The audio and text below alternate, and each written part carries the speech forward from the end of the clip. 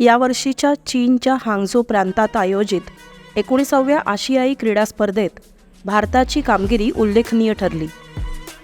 भारताने अनेक देशांना मागे टाकत शतक पार करत 107 पदकांचा टप्पा गाठला.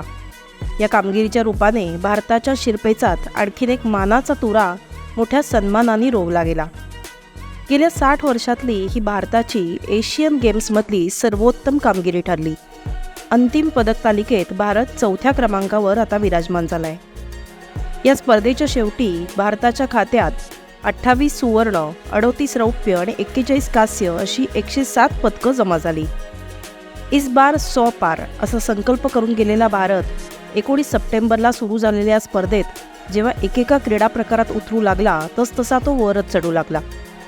गणेश चतुर्थीच्या मुहूर्तावर 3 रौप्य आणि 2 कांस्य अशा 5 पदकाचा सरी गणेशा भारतीय क्रीडापटूंनी केला. गणेश विसर्जनाच्या रात्रीपासून यजमान चीन पाठोपाठ कोरिया, जपान, उझबेकिस्तान, थायलंड यांच्या पाठोपाठ भारत पदक तालिकेमध्ये 6व्या स्थानापर्यंत पोहोचलेला दिसत होता. त्या रात्री अखेर भारताने 6 सुवर्ण, 8 रौप्य आणि 11 कांस्य पदकांची कमाई केली होती. त्यानंतर जेव्हा मैदानी आणि इतर खेळ सुरू झाले तेव्हा पदक तालिकेत चढ उतार होऊ लागले. बरेच दिवस भारत 4थ्या क्रमांकावर दिसू लागला आणि आशियाई स्पर्धेतला बुधवार 4 ऑक्टोबर हा भारतासाठी विशेष ठरला, कारण या एकाच दिवशी भारताने तब्बल 12 पदकांची कमाई केली आणि एकूण पदक संख्या 81 पर्यंत पोहोचवली. या दिवशीच्या पदकांमध्ये 3 सुवर्ण, 5 रौप्य आणि 4 कांस्य अशा 12 पदकांचा समावेश होता. असेच वर जात आणि सातत्य राखत शनिवार 7 ऑक्टोबर 2023ला आपले क्रीडा प्रकारातले सहभाग घेऊन झाल्यानंतर भारताचे पदक तालिकेमधले स्थान 4थे होते आणि पदक संख्या 107 होती. 40 क्रीडा प्रकारात आपला ठसा उमटवून आलेल्या आपल्या क्रीडापटूंनी सगळ्या भारतीयांना शतकोत्तर पदकांची भेट दिली आहे. अभिनंदनास पात्र असलेल्या भारताने जलतरण, धनुर्विद्या, धावणे, गोळाफेक, भालाफेक, लांब उडी, उंच उडी, जलद चालणं, मॅरेथॉन, बॅडमिंटन, 5 जणांचे व 3 जणांचे बास्केटबॉल, मुष्टियुद्ध, ब्रिज, बुद्धिबळ, स्पीड क्लाइम्बिंग, क्रिकेट, सायकलिंग, घोडेस्वारी, तलवारबाजी, football, golf, gymnastic, handball, tennis आणि टेबल टेनिस अशा एकूण 40 क्रीडा प्रकारांमध्ये भाग घेतला होता. भारताने त्यासाठी देशाच्या विविध प्रांतातल्या एकूण 655 क्रीडापटूंना त्यात उतरवलं होतं. या सगळ्यात जास्त म्हणजे 89 खेळाडू हे हरियाणाचे होते, तर दुसऱ्या नंबरवर होता महाराष्ट्र, ज्याचे 73 खेळाडू या स्पर्धेमध्ये होते.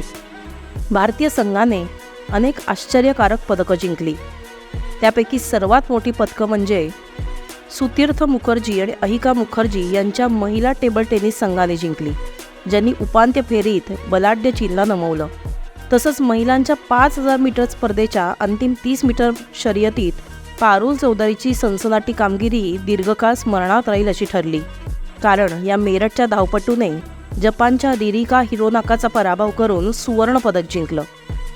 भालाफेकमध्ये भारताचा गोल्डन बॉय नीरज चोप्राने सुवर्णपदक तर जिंकलंच, पण किशोर जेनाने रौप्य पदक मिळवलं.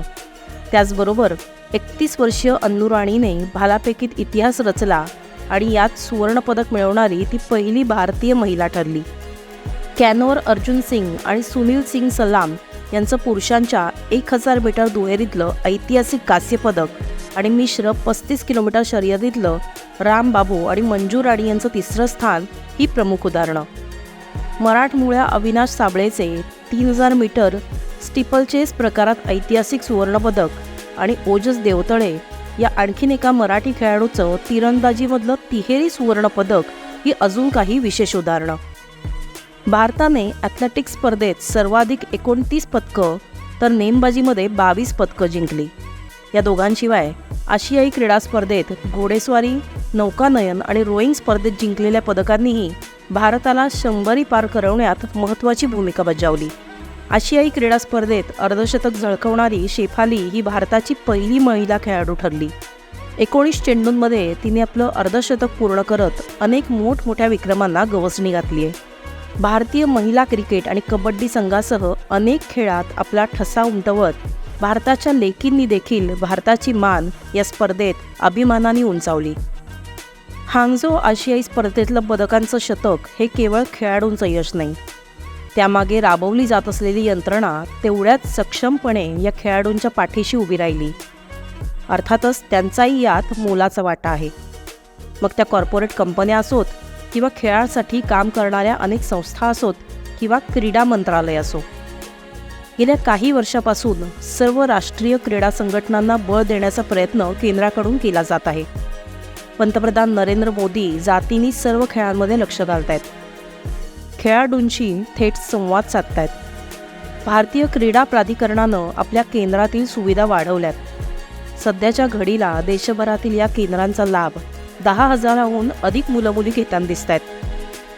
खेलो इंडिया सारख्या प्रोत्साहनपर योजनांच्या माध्यमातून आता बदलाचे वारे वाहू लागलेत. ये नया भारत है हे आता प्रत्यक्षात दिसून येतंय आणि यामुळेच आशियाई स्पर्धा, राष्ट्रकुल स्पर्धा आणि ऑलिम्पिक स्पर्धांमध्ये भारताच्या कामगिरीचा आलेख हा चढता राहिलेला दिसून आला आहे. चीनमधल्या या आशियाई क्रीडा स्पर्धेत भारतीय संघानं पदकांचं शतक साजरं केलं आणि इस बार 100 पार अशी इच्छाशक्ती बाळगत भारताला शतकपार देऊन पोचवलं. आपण विकसित राष्ट्र आहोत आणि भारतात खेळ ही एक भावना आहे आणि तसंच भारताच्या क्रीडा प्रतिभेचं संवर्धन हे राष्ट्राला जागतिक स्तरावर पुढे नेण्याचा ध्यास आहे.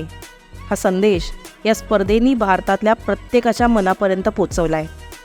आता हांगझो एशियाड पाठोपाठच पुढील वर्षी पॅरिस ऑलिम्पिकमध्येही भारतीय खेळाडू नवी उंची गाठतील हा विश्वास या खेळाडूंसोबतच भारतीयांच्या मनातही निर्माण झाला आहे हे नक्की.